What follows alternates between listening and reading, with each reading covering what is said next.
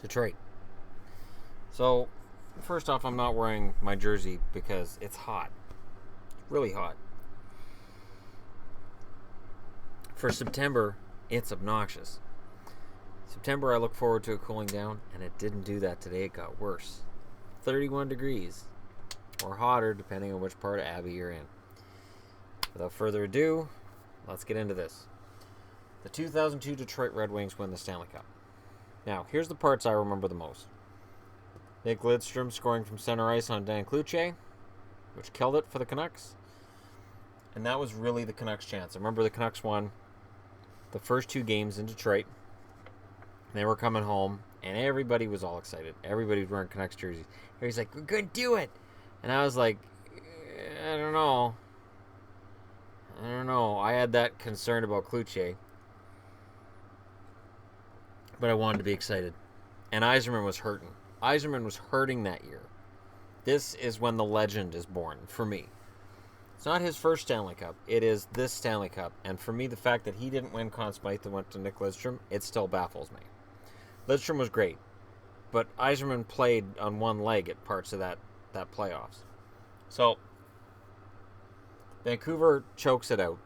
They go from a 2-0 series lead to losing in 6. Detroit catches fire in the second round, and St. Louis suffers. St. Louis suffers a lot in this series. Colorado is worth looking at because in this season, I will admit the Stanley Cup final was actually in the conference final. This was a test for Detroit that Carolina simply was not going to provide them. Carolina wasn't ready yet.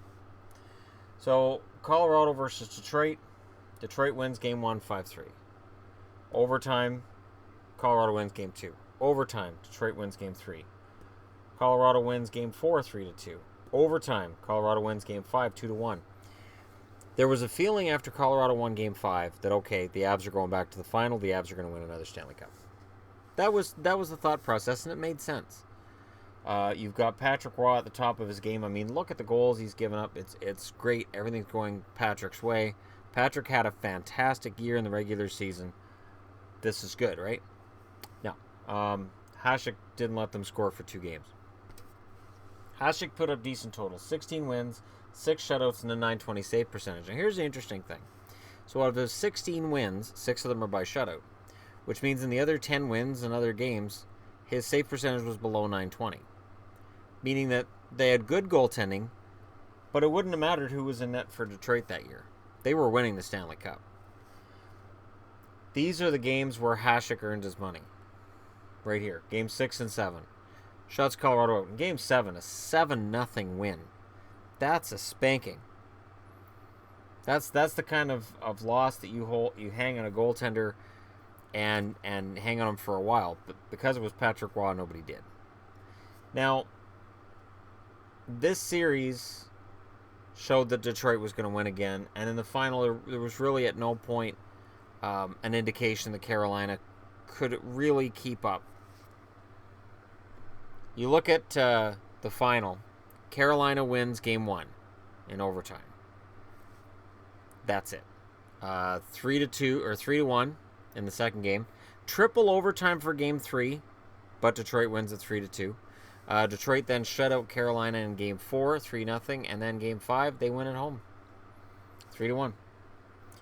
So Detroit wins the Stanley Cup. I think the most impressive thing of this Stanley Cup roster, look at the Hall of Famers. Brendan Shanahan, Sergei Fedorov, Brett Hull, Nick Lidstrom, Luc Robitaille, Steve Yzerman, Igor Larionov, Chris Chelios. Pavel Datsyuk's going to join it. He's going to be in the Hall as soon as he's eligible. Dominic Hasek's in net. And they had a rookie coming up named Henrik Zetterberg the next season. There is an embarrassment of talent on this team. And there are a few things to look at in terms of their playoff. Brett Hull scores 10 goals in the playoffs. So again, not only did he play well in the 1999 finals and playoffs for Dallas, now he's got a cup ring in Detroit. And this is when Brett Hull's reputation as a loser disappeared completely. Absolutely. For Chelios, he drunk from the fountain of youth every playoffs. Every time you'd look at Chris Chelios and say, well, he's lost a step, he's almost done. playoffs would roll around, and he'd rattle off like this here with 14 points in the playoffs. That's crazy. Chris Chelios, I couldn't stand him when he played, but absolutely belongs in the Hall of Fame. One of the best Warriors that I've ever seen in the playoffs. He could have won a Stanley Cup anywhere he'd gone with decent management. And, Fedorov again, and I said in the last video where I talked about Detroit winning that Fedorov's offensive luster was coming off. And that's true. He still had 68 points, but at this point he was seen as a Selke Trophy guy. He was seen as a two-way forward. He was a less abrasive version of what Ryan Kessler is now. You need to shut an opposing center down, you send Fedorov out there. You need to keep a one-goal lead, you send Fedorov out there. The dynamic scoring force that he'd been was no longer, but what they had was actually probably, no, I'm not even going to say probably, it was more important. It was more valuable.